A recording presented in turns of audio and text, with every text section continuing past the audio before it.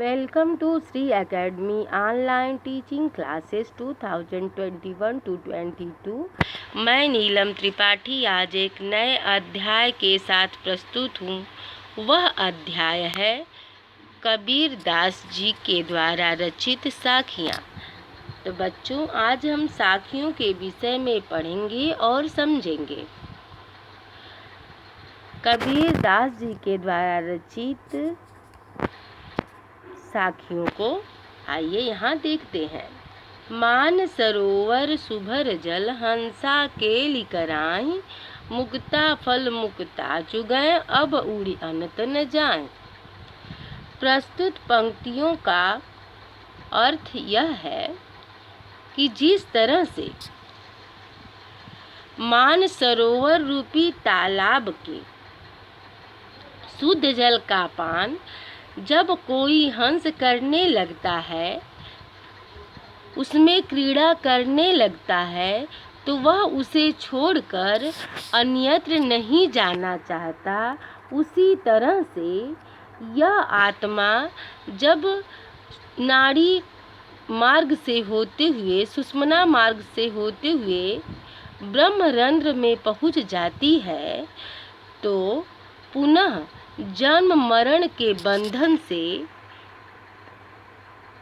में फंसना नहीं चाहती, अर्थात वह मोक्ष चाहती है। आइए एक बार इस अर्थ को भी देख लेते हैं।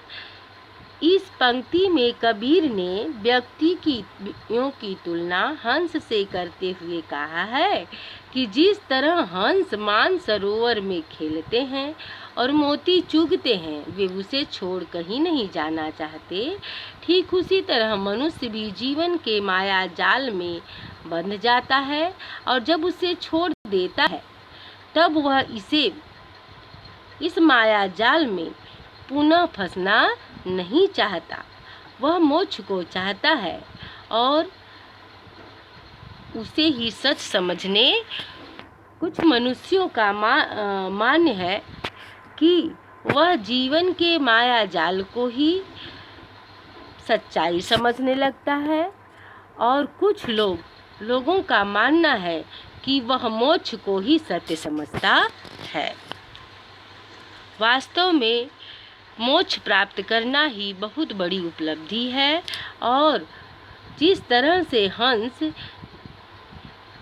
किसी मानसरोवर जल को छोड़कर अन्यत्र नहीं जाता, उसी तरह से यह आत्मा मोक्ष को प्राप्त करने के बाद जन्म मरण के बंधन में फंसना नहीं चाहती। तो ये था इस पाठ के साखी का भावार्थ। अब इसके काव्य सौंदर्य को देखते हैं। तो प्रस्तुत पंक्तियों में जन्म मरण की बंधन से मुक्ति पाने के तत्व को समझाया गया है। पंचमेल खिचड़ी भाषा का प्रयोग हुआ है और जीवन के सार को समझाया गया है।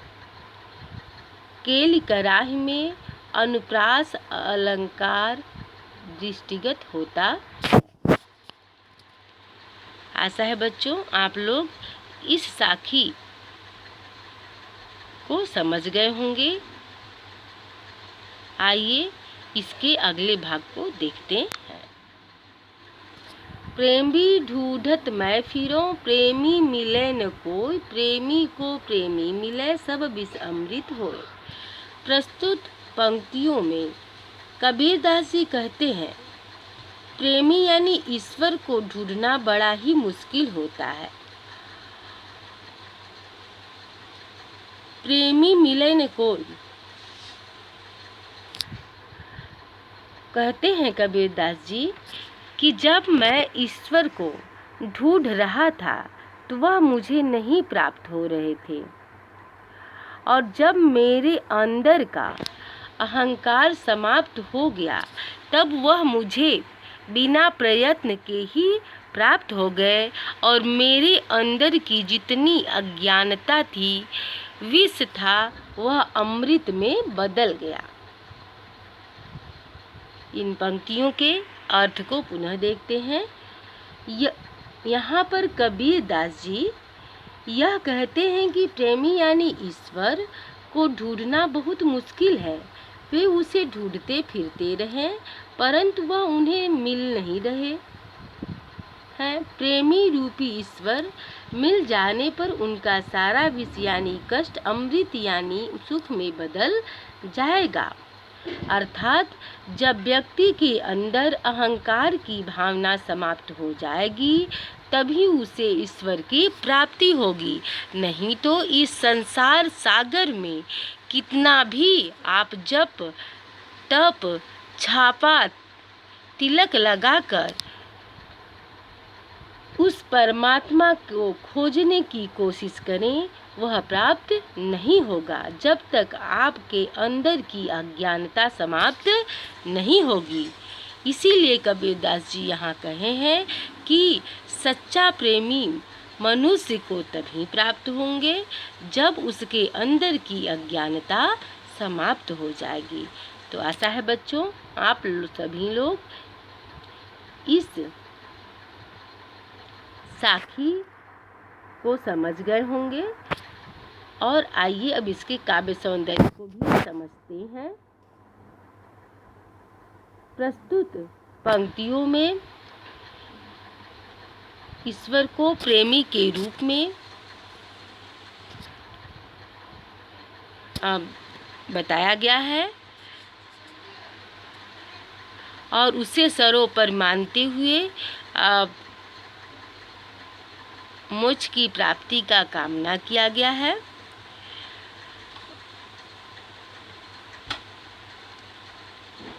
यहाँ संपूर्ण पंक्ति में अनुप्रास अलंकार है और निर्गुण ब्रह्म की उपासना यहाँ पर दृष्टिगत हो रही है। भाषा सरल, सहज और स्वाभाविक है। तो आशा है बच्चों, आप सभी लोग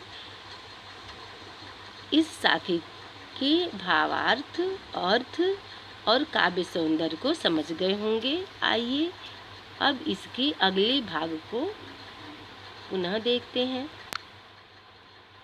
हस्ती चढ़िए ज्ञान को सहज दुलीचा डार, अस्वान रूप संसार है भूखन दे झकमार।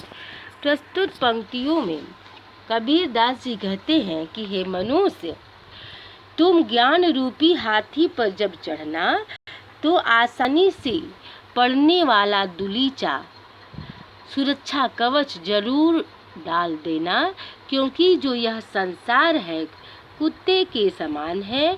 जब तुम्हें आगे बढ़ता देखेगा तो वह भौंकेगा ही, अर्थात उसकी परवाह न करते हुए हे मनुष्य तुम आगे बढ़ो, और यदि उसकी परवाह करोगे तो तुम आगे नहीं बढ़ पाओगे। तो ये था इन पंक्तियों के भावार्थ। अब आइए इसके अर्थ को समझते हैं।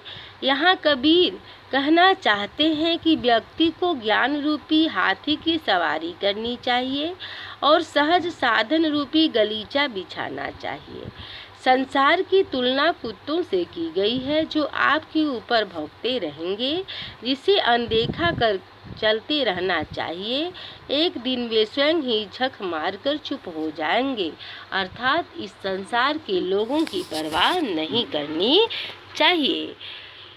इन पंक्तियों का काव्य सौंदर्य है, इस संसार को कुत्ते के समान बताया गया है।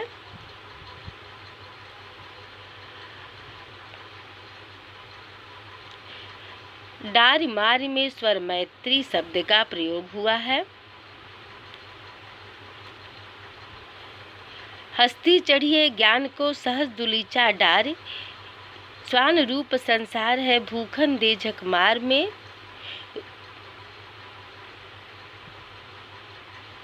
उपमा अलंकार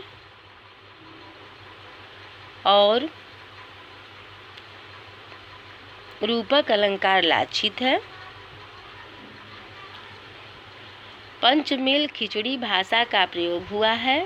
भाषा सरल, सहज और प्रवाहमयी है। आशा है बच्चों आप लोग समझ गए होंगे।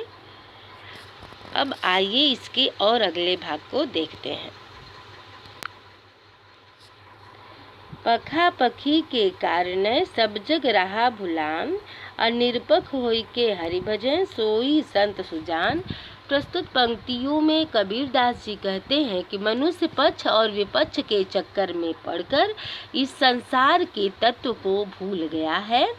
जो वही व्यक्ति इस संसार में सज्जन है, जो निष्पक्ष भाव से भगवान का भजन करता है। प्रस्तुत पंक्तियों में कबीरदास जी कह रहे हैं कि पक्ष विपक्ष के कारण सारा संसार आपस में लड़ रहा है और भूल भुलैया में पड़कर प्रभु को भूल गया है। जो व्यक्ति इन सब झंझट में पड़े बिना निष्पक्ष होकर प्रभु भजन में लगा है, वही सही अर्थों में मनुष्य है, अर्थात वही मनुष्य सज्जन है। तो ये था इस पाठ का अर्थ और भावार्थ। आशा है बच्चों आप लोग समझ गए होंगे। और इस पाठ का काव्य सौंदर्य यह है कि इस निर्गुण ब्रह्म के महत्ता को इन पंक्तियों में स्वीकार किया गया है। पंचमेल खिचड़ी भाषा का प्रयोग हुआ है। भाषा सरल, सहज, स्वाभाविक एवं प्रवाहमयी है।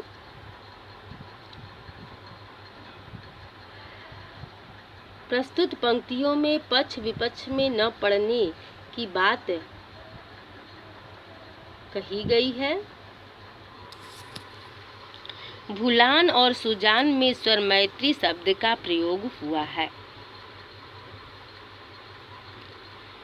तो आशा है बच्चों आप सभी लोग इस पाठ के अर्थ, भावार्थ और काव्य सौंदर्य को भी समझ गए होंगे।